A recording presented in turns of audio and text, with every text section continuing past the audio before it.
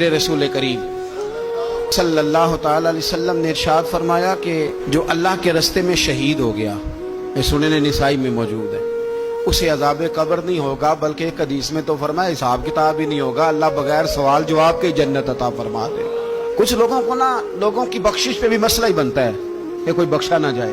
وہ ایک صاحب کہہ رہے تھے جی یہ کیا معاملہ ہے کہ جمعے کو بندہ مر گیا یا فلانا ہو گیا تو اس سے حساب کتاب نہیں ہوگا، اتنے بڑے جرم لوگوں نے کتنے پاپ، اور جمعے کو مر گیا تو بخشا جائے گا۔ تو میں نے کہا جرموں کا بھی اسے حساب اللہ لے لے گا، لیکن میاں حساب کتاب کی ڈیوٹی نہ اللہ کی ہے تو بہتر یہ ہے کہ اسی کے ہاتھ میں رہے، تو نہ اپنے ہاتھ میں لینے کی کوشش کر۔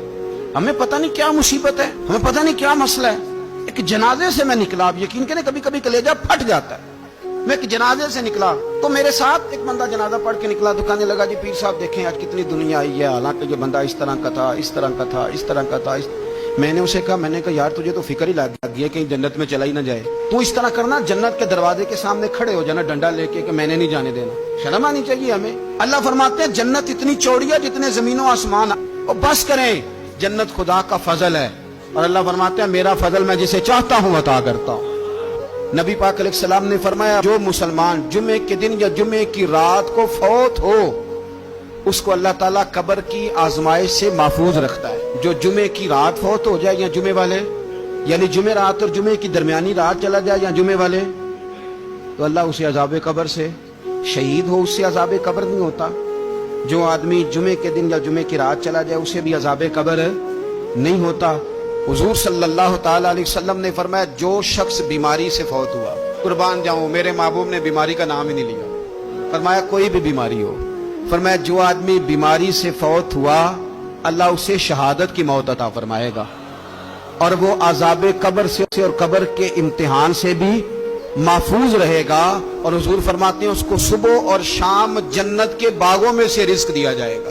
جو کسی بھی بیماری سے مرا، یہ لوگ بیماری سے مر رہے ہیں تو لوگوں نے اچھوت سمجھ رہے ہیں، اچھوت، یہ اچھوت نہیں ہے، اس لیے کہ لوارث نہیں، یہ خدا رسول کے ماننے والے ہیں۔ تم انہیں اچھوت کہہ رہے ہو اور مدینے والے رسول انہیں شہید فرما رہے ہیں۔ حضور نے فرمایا جو بیماری سے مرے شہید ہے، وہ قبر کے عذاب سے محفوظ رہے گا اور جنت کے باغوں میں سے اللہ رزق دے گا۔ لوگ کہتے ہیں دیکھو جی بڑا تنگ ہو کے دنیا سے گیا ہے، تو اس بندے کو بھی عذاب قبر نہیں ہوتا۔ اسی طرح جو بندہ سورہ ملک پڑھتا ہے، حضور صلی اللہ علیہ وسلم کے ایک صحابی نے ایک جگہ خیمہ لگایا تو وہاں سورہ ملک پڑھنے کی آواز آتی، کوئی بندہ پڑھنے والا نظر نہیں آتا تھا۔ جب حضور کی بارگاہ میں عرض کیا تو فرمایا وہاں قبر تھی اور قبر کے اندر بیٹھ کے میرا صحابی سورہ ملک کی تلاوت کر رہا۔ اگر ہمیں خسرہ نمبر یاد ہو جاتا ہے نا اپنی جگہ کا، اور ہمیں پتہ ہوتا ہے کہ میرے والا حصہ کتنے کروڑ کا ہے، اگر ساری کہانیاں ہمیں یاد ہوتی ہیں تو سورہ ملک بھی ہمیں یاد ہو سکتی ہے۔ موبائل پہ اس کو ریکارڈ کر لیں پھر اس کو سنیں کبھی بھی سورہ ملک میں۔ اور ہمارے سلسلہ عالیہ میں تو سورہ ملک وظیفہ ہے، ہمارے الوظیفۃ الکریمہ میں اعلیٰ حضرت نے لکھا ہے کہ رات کو سورہ ملک اور سورہ یاسین کے بغیر سونا نہیں۔